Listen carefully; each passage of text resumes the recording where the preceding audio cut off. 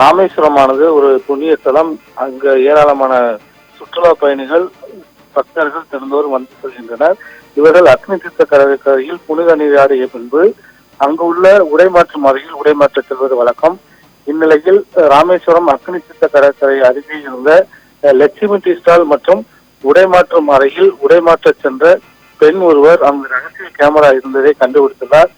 ID வேலை செய்யக்கூடிய அந்த பெண் எங்கு சென்றாலும், அதாவது உடைமாற்றக்கூடிய அறைக்கு எங்கு சென்றாலும் தன்னுடைய செல்போனில் உள்ள கேமராவை ஆன் செய்து அதன் மூலம் அந்த ரகசிய கேமராக்கள் எதுவும் இருக்கிறதா என்பதை ஆய்வு செய்வது வழக்கம்.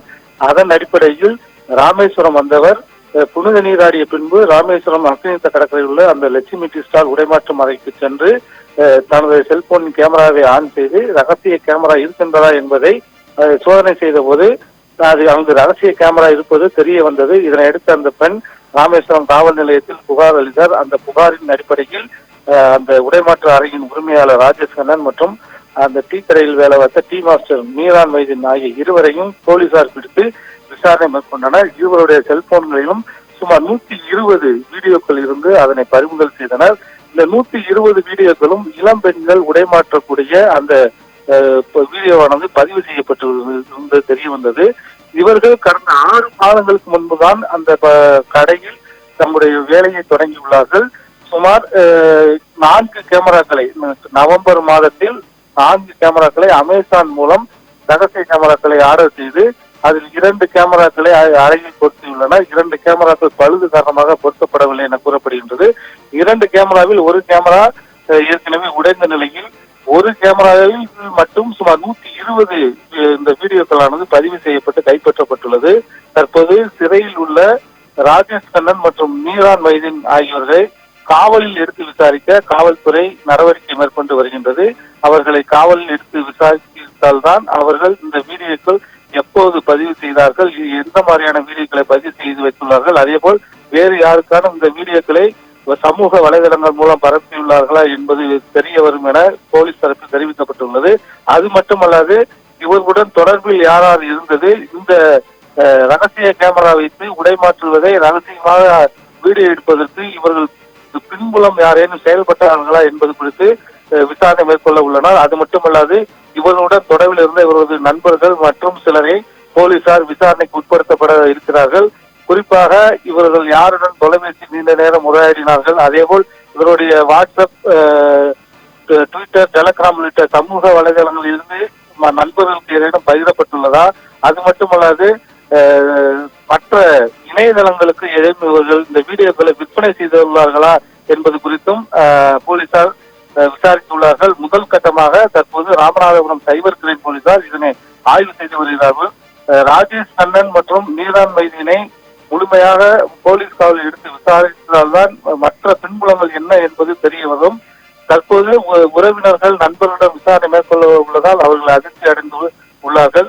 அது மட்டுமல்லாது இந்த உடைமாற்றும் அறையானது ராமேஸ்வரத்தில் பல இடங்களில் அனுமதி இல்லாமல் இருந்து வருகின்றது. இதற்கு அனுமதி தேவையில்லை என்பதால் புற்றுச்சல் போல் பரவி வருகின்றது. அதே போல் ராமேஸ்வரம் சுற்றுலா பயணிகள் அதிகம் வரக்கூடியவர்களை பணத்தை பறிக்க வேண்டும் என்ற நோக்கத்தில் ஒரு சில இடங்களில் வீடுகளை லாட்ஜுகளாக, அதாவது அனுமதி இல்லாமல், நகராட்சி அனுமதி, அதே போல் வருவாய்த்துறை தீயணைப்புத்துறையுடைய அனுமதி இல்லாமல் வைத்துள்ளார்கள். அவர்கள் மீது நடவடிக்கை எடுக்க வேண்டும் என்ற ஒரு கோரிக்கை எழுந்துள்ளது.